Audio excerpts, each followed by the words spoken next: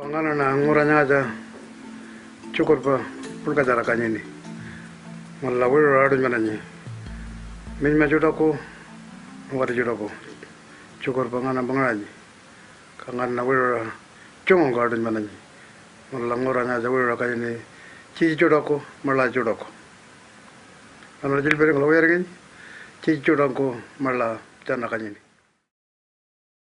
Good morning everyone, and welcome to Uluru National Park. My name is Grace Coxon, and I am the park manager, employed by the traditional landowners.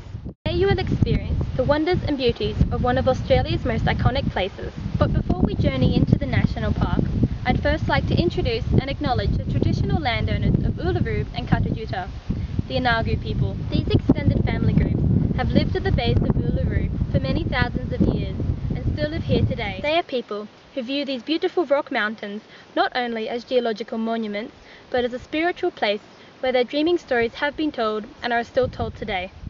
As I am a white Australian, I am a visitor here too. Before we visit these special places, I would like to explain to you how climbing this monument affects the local people of this area.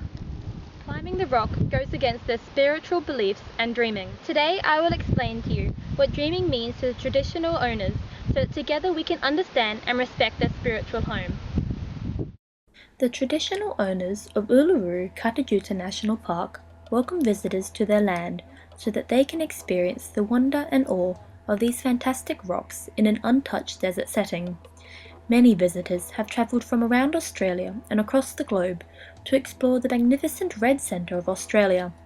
However, it is important that all visitors understand and respect the spiritual importance attached to these sites by their traditional owners. Unlike other geological wonders like the Great Barrier Reef or the Grand Canyon, Uluru and Katajuta is much more than just another tourist attraction. Instead, we ask you to think of it more like the Sistine Chapel, the Western Wall in Jerusalem, or the Great Mosque in Mecca.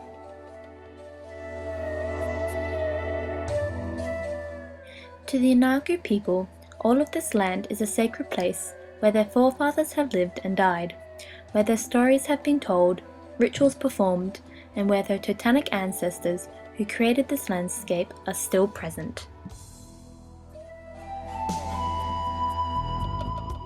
To the Inagu people, showing disrespect to this landscape, for example by climbing Uluru or entering certain sacred sites, is as if you were to desecrate a church, mosque or synagogue. Before we can first step out onto the national park, I must explain to you the importance of this land to the Inagu people.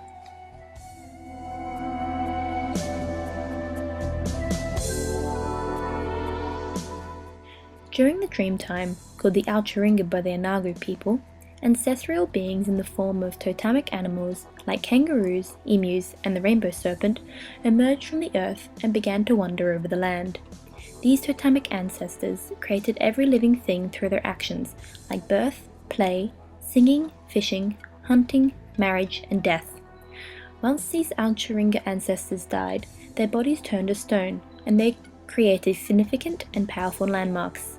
These include places like Uluru and Katajuta, and so they became sacred sites.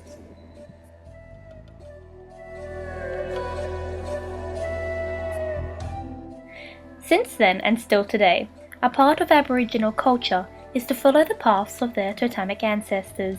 These paths are known as dreaming tracks or songlines. They connect each sacred place to one another.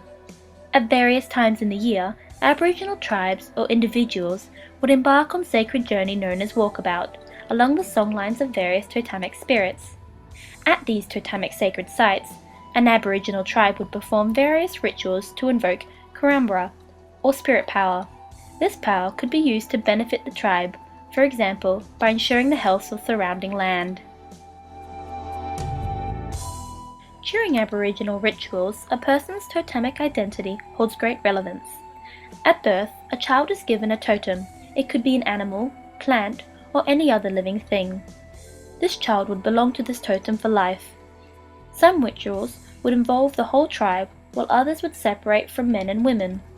Both sexes have ceremonies of initiation for young people, which help reinforce the status of the elders and recognize their knowledge and importance. but all of these rituals were tied back to the land and special sites within it.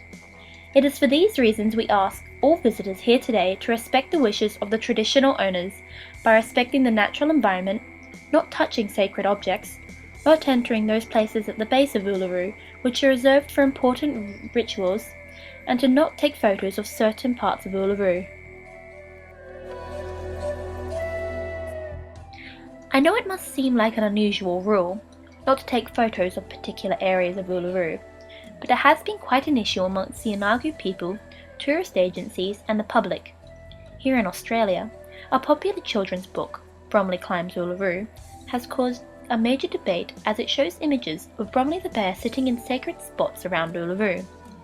This issue is really just the tip of the iceberg that shows how the Inagu people feel their wishes are being disrespected, as they strongly believe that certain parts of the rock should not be viewed by people who have not been properly instructed how to view them.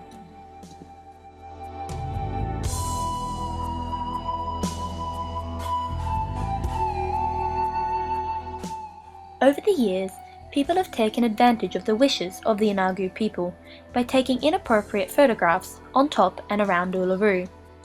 To show respect for the Inagu people, photographic restrictions have been put in place. We also have people who are employed to scour the web looking for inappropriate images of Uluru and asking them to be taken down. So please, if you are told not to take photographs of particular areas, you should now have an understanding as to why this is being asked of you. Lastly, there is the issue of climbing Uluru. Although it is possible, if the weather permits, to climb Uluru, it is a long, steep, potentially dangerous climb. The plaques at the base bear witness to those who have died on the steep slopes. To the Inagu people, climbing the rock is not respectful of this sacred place and causes them considerable grief. Today, we'd like to ask you to consider the views of the Inagu people and not climb to the summit of Uluru. There are many other great walks around Uluru and Kata Tjuta which I'd be happy to show you.